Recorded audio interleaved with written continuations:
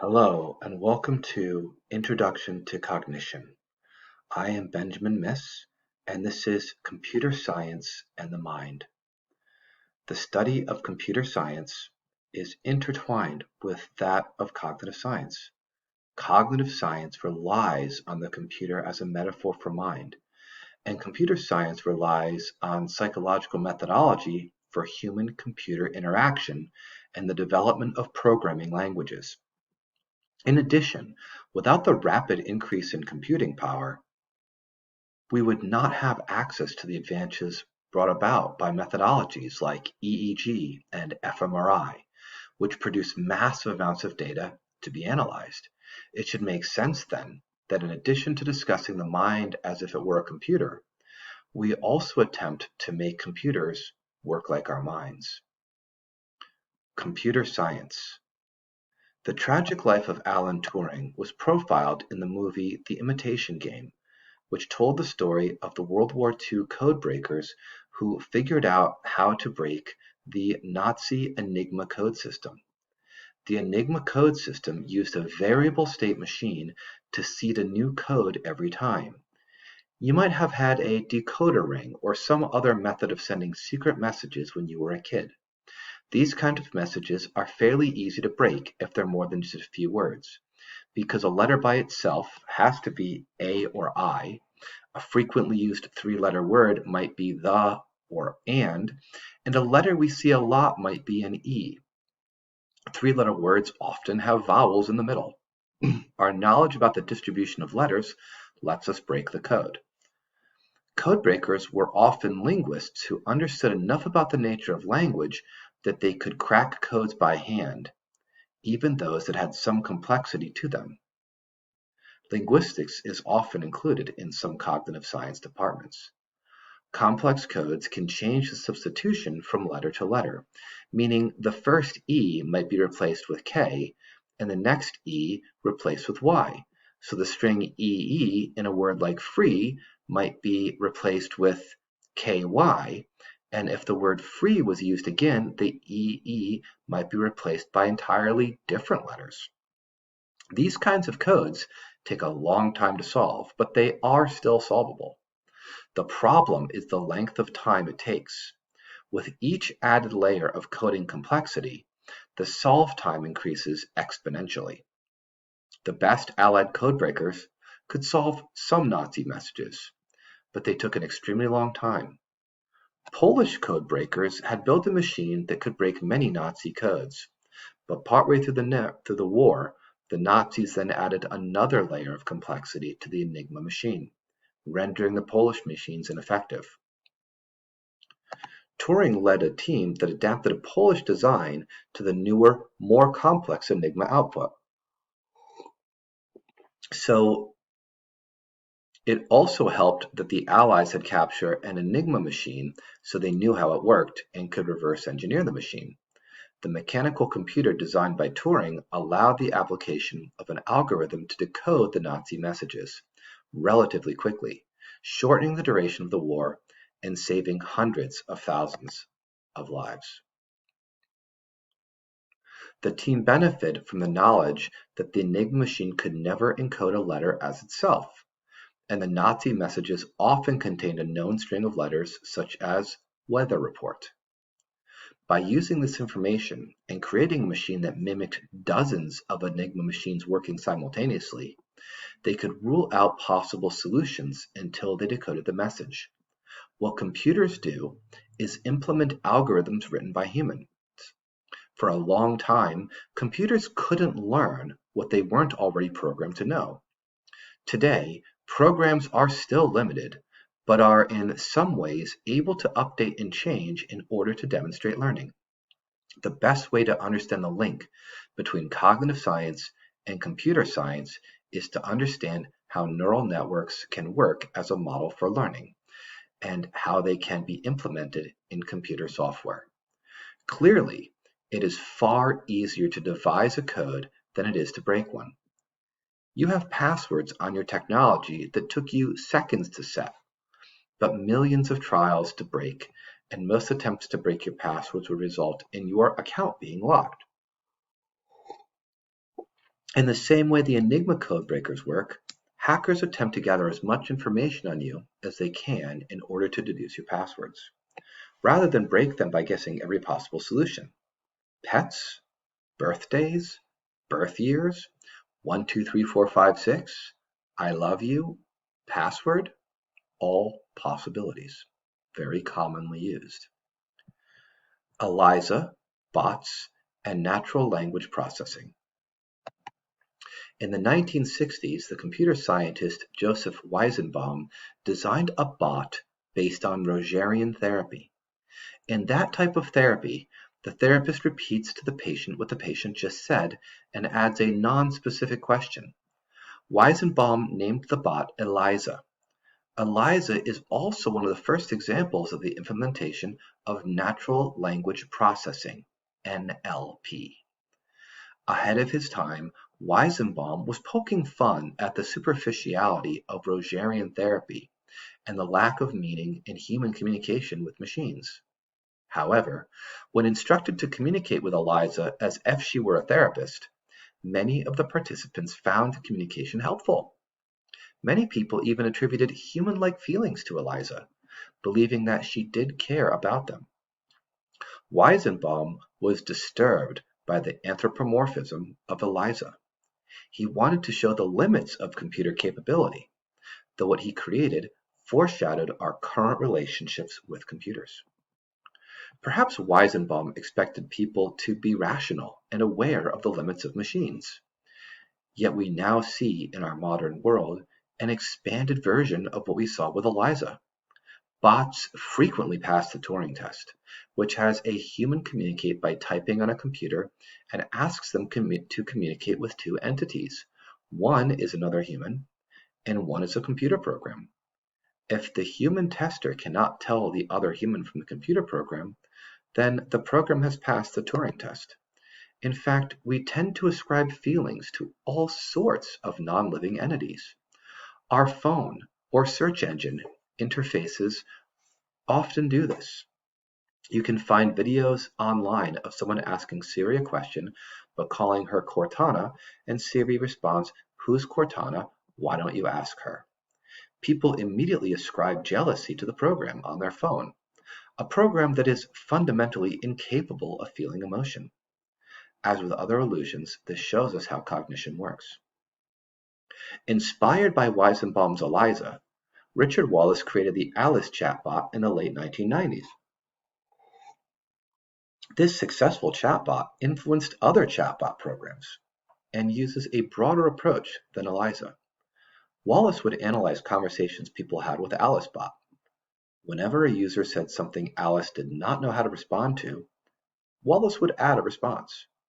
This created a massive database of possible responses to hundreds of thousands of different user inputs. Alice could appear strikingly real, and has been cited by Spike Jonze as his inspiration for the movie Her, where Joaquin Phoenix's character develops an intimate communication with his phone's operating system, voiced by Scarlett Johansson. It is clear that many believe our anthropomorphism of technology can lead to strong emotional connections with inanimate programs that mimic human behavior. NLP has come a long way since ELIZA's fairly simple script. The learning part of NLP algorithms means that the program is written so that it can analyze a large amount of information and statistically predict the appropriate response to a future question. A program might be fed the entire set of online customer service interactions for a large company over a year, and then the program will use that information to respond to future requests, thereby eliminating the need for people to do most of the work.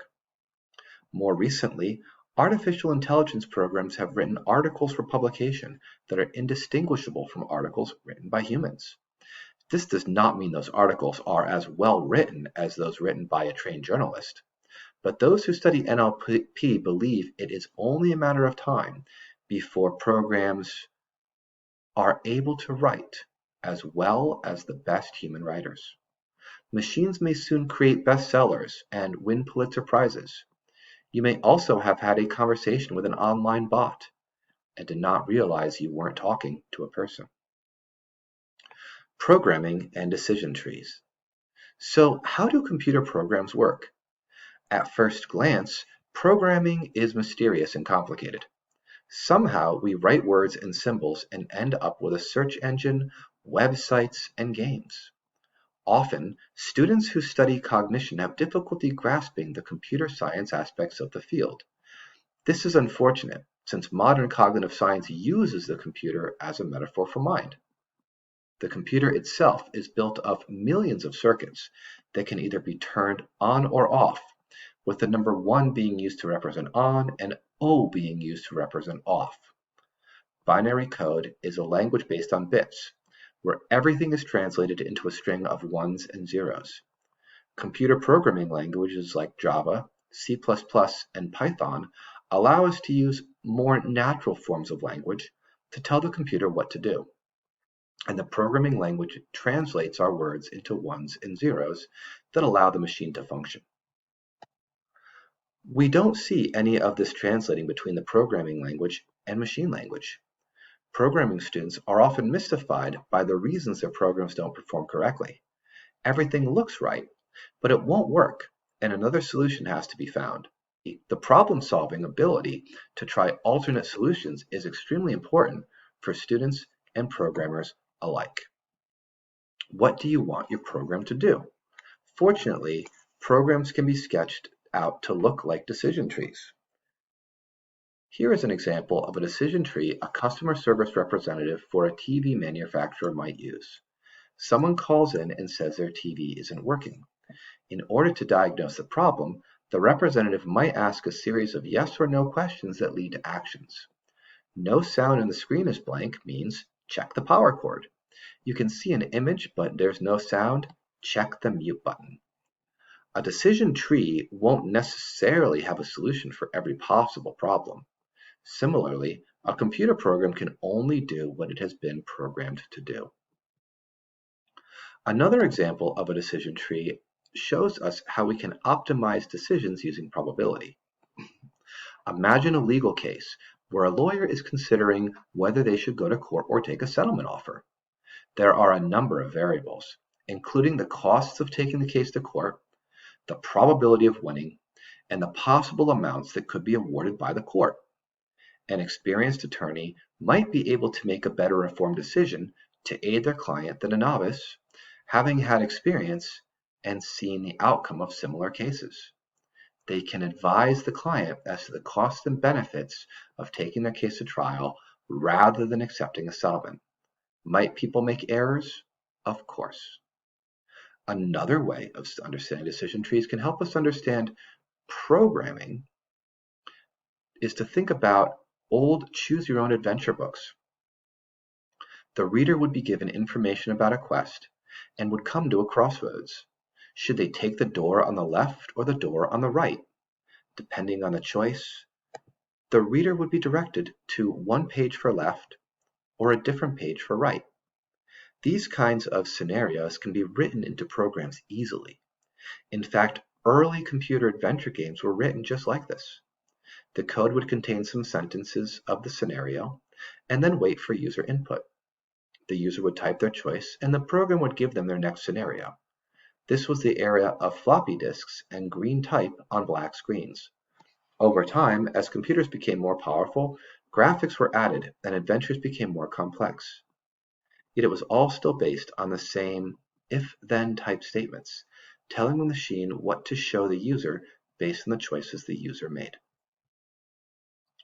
Neural networks. Neural networks are groups of neurons that perform some type of task together. When we talk about networks in the brain, we are generally focusing on specific tasks. For instance, we can create decent models of connections between neurons. When you learn something, your neurons have to change in some way in order to store that information. Exactly how this information is stored is unclear, but it does involve changing the balance of neurotransmitters, growing new connections between neurons, and strengthening or weakening those connections. Our neurons can change their balance of neurotransmitters, add or remove synapses, and change those synapses to increase or decrease sensitivity. We do not store information in individual neurons or network nodes, but rather as a pattern of activation over thousands of neurons firing in sync. It is important to note that our ability to accurately model groups of neurons requires massive amounts of computing power, and so the artificial neural network models created by researchers are simplified versions. Older neural networks worked by using a small number of nodes, which are meant to be rudimentary representations of neurons. The network would learn by changing the probability that one node would stimulate a node it was connected to. Artificial neural networks. One of the ways researchers have attempted to understand the relationship between the brain and cognition has been to develop artificial neural networks, ANNs. These networks are meant to become rudimentary models of the brain. A good way to measure whether a network is a good model of human cognition is to see if it solves problems similarly to humans, and also if it makes similar mistakes to humans. A model of learning the English past tense, for instance, would expect a network to perform the incorrect form, good, because that is a common error children make. ANNs are therefore not meant to be perfect computing systems, but rather to work more like our brains. As we have seen, the brain uses a fraction of the energy of computers and works quite differently. Though we use the computer as a metaphor for human cognition, it is far from a perfect description of the human mind or brain. This attempt to model the brain therefore requires us to understand a number of mathematical and computer programming concepts. The goal of this section is to explain ANNs while avoiding difficult terminology. If you plan on continuing your studies of cognitive science, it is extremely useful to study at least one programming language. Cognitive science graduates who have knowledge of coding and math are often recruited to work in data analysis and big data. Traditionally, ANNs have been rudimentary models of neural networks that do not actually behave like neurons do. Consider early ANNs and how they worked. Early ANNs had input nodes and output nodes and connections between them. These were simple attempts to create a computer model of neurons that could mimic human learning and computation.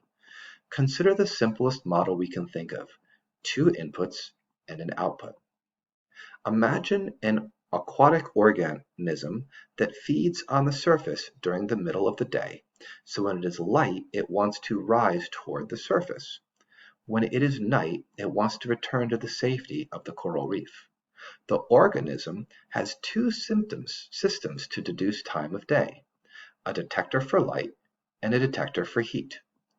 When it detects light and heat, it rises. We can show two input nodes, one that detects levels of light and one that detects levels of heat.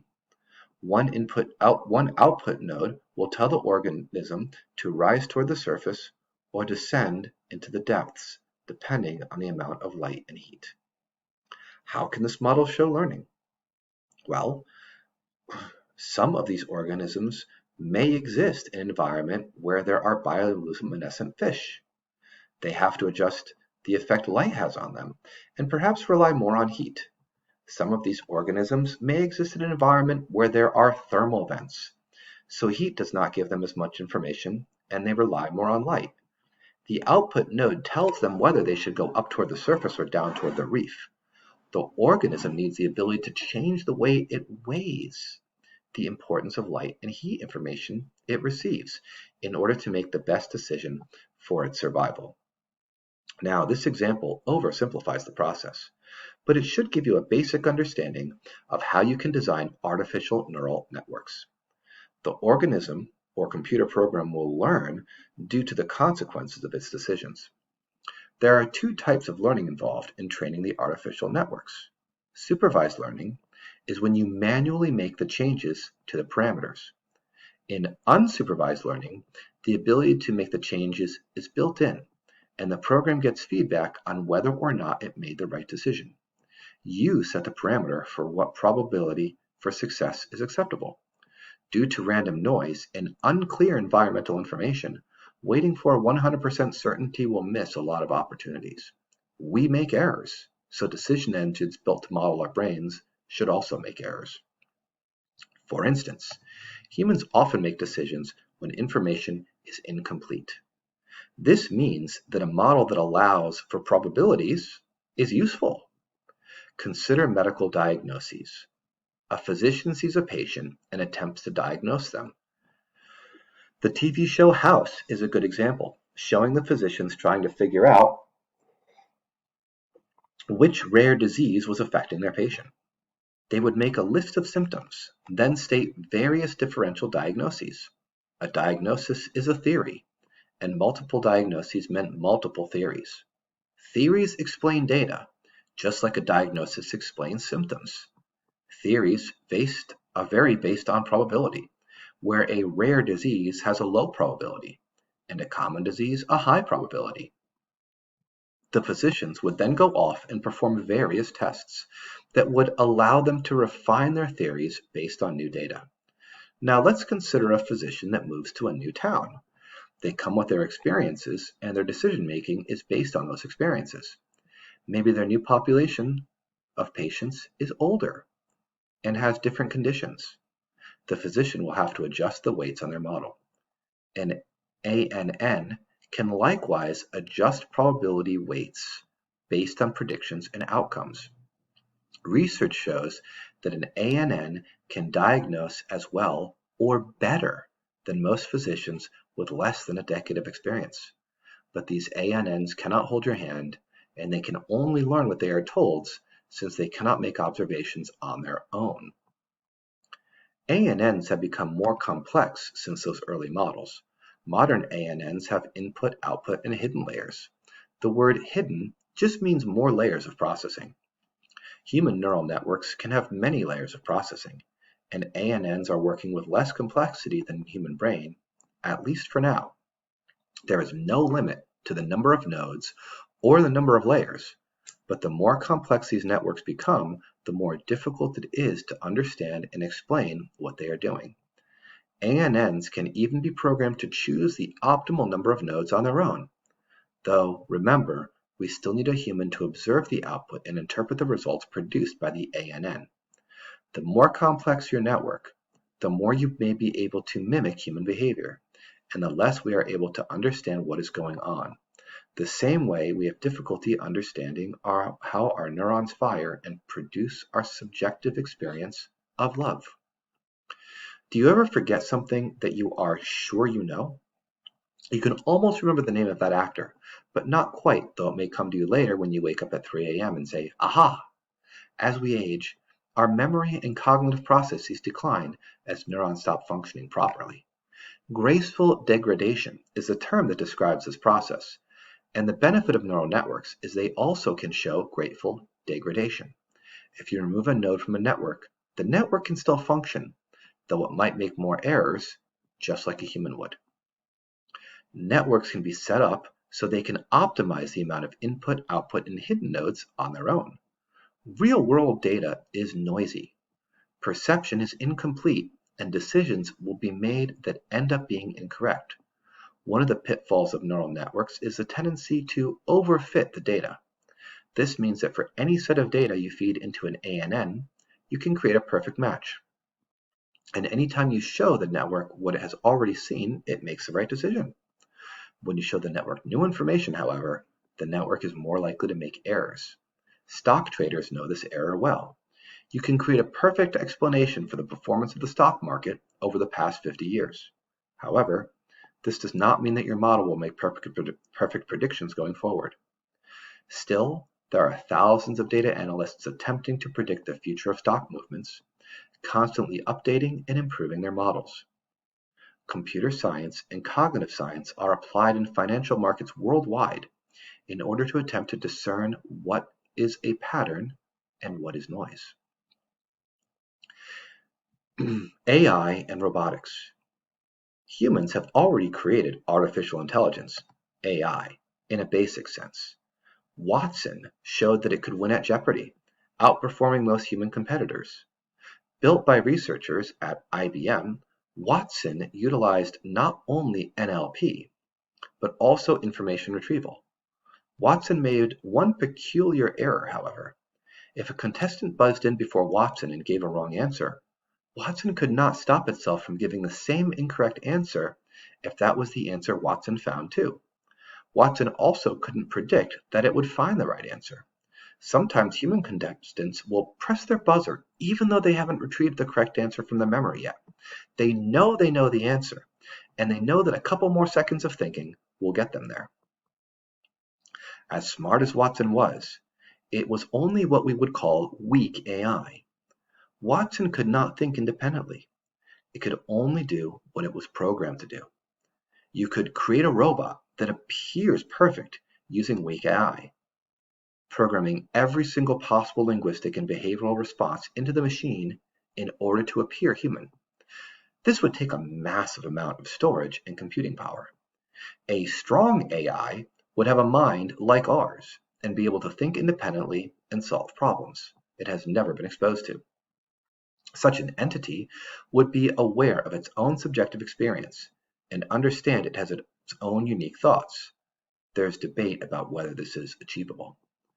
A better term than AI to describe a truly intelligent artificial entity would be artificial general intelligence, AGI. While a computer program can act intelligently, an AGI would be similar enough to us that we would have to consider whether the machine had metaconsciousness like we do. HAL from 2001: A Space Odyssey or Data from Star Trek: The Next Generation represent two different types of AGIs that can follow instructions and solve problems, HAL being the paranoid murderous version and Data being the benevolent helpful version. A major application of cognition is robotics. Using Kahneman and Tversky's heuristics, as discussed in the earlier chapter, algorithms are able to make rapid judgments without having to consider all the information. Computational limits make this strategy beneficial and usually correct. You see learning machines in many modern homes, including vacuums, home security cameras, and toys that interact with children. An area of study in cognitive science is how humans relate with robots. Usually they need to integrate into our lives, and how we feel about them matters. The term uncanny valley refers to when a robot is extremely lifelike, but not quite right. Something is off and makes us uncomfortable. We might be comfortable with the Furby toy, or with Kismet, the emotional robot designed at MIT. But a robot made to look human who doesn't have the right facial expressions might make us extremely uncomfortable. Some people even report having the uncanny valley effect when dealing with psychopaths, due to the psychopath's odd reactions or missing empathy. Something isn't quite right. We may not know what, but we feel it. Evolutionary computing. A newer area in the discussion of computation and cognition is in evolutionary computing. The thinking is that we may not be able to create a conscious machine, but we may be able to evolve one. Research in this area has influenced the nonsensical idea that we exist in a simulation. Those that argue for this look at the simulated evolutionary environments created by researchers, then note that with enough computational power, we could simulate the entire world in a machine. Therefore, they say we are in someone else's simulation. They also get into granularity issues in quantum mechanics, but to me this sounds like the logical fallacy argument from ignorance. Since we don't understand something, the answer has to be aliens. What researchers have shown is that with a digital environment can be set up with parameters leading to mutations in offspring that may make those offspring more or less well suited to their environments. Those offspring will then continue to compete for food and reproduce, have more offspring, and some of those offspring will have mutations. These simple programs can be written over and over, with thousands of generations passing by in minutes. Demonstrations like these support the notion that our world is continually pressured by the forces of natural selection, with fitness defined as those who are most likely to survive and have many offspring who also survive. The environment influences fitness. Species of birds that do well in warm environments are often quite different from species of birds who do well in cold environments. The same is true for these simple programs. At this time, the complexity of the synthetic organisms represented in the simulations is limited by the computational power, but even in these limited circumstances, change can be observed. The computer scientist Virgil Griffith has shown that these programs will take advantage of whatever circumstances are available to them. The environment influences adaptation, as it does in our physical world. Many researchers, like Griffith, make the source code for these artificial worlds available, so you can experiment yourself and watch your creations compete for resources and reproduce. I've hoped you've enjoyed our conversation about computer science and the mind. Thank you, and I look forward to more discussions.